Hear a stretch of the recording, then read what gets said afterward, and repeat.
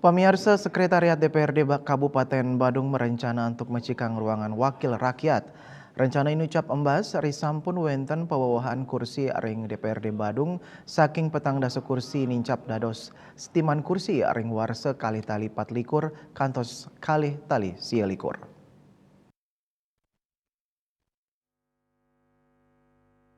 Sekretaris Dewan Badung Isti Agung Made Wardika Maututang indek penyiagaan sewatara ruangan sane pacang kaanggen majeng pawawahan anggota DPRD Badung kerencanayang ruang rapat komisi sane magenah ring lantai kalih pacang kebacikang manglani side negapin pawawahan wilangan anggota dewan selanturnya pimpinan dewan pacang ngangge ruangan badan kehormatan dewan ring ruang rapat komisi taler kaanggen oleh tang diri ketua komisi DPRD Badung anggaran anggen macikang ruangan inucap raw saking anggaran pemeliharaan Agung Wardika Mausang kantun medue lah antuk nyiagiang genah inucap napi malih pelantikan anggota DPRD Badung periode warsa kalih tali patlikur kantos warsa kalih tali sialikur pacang kemargiang Agustus ring warsa kalih tali patlikur Parwata Balai Pos Nguningayang.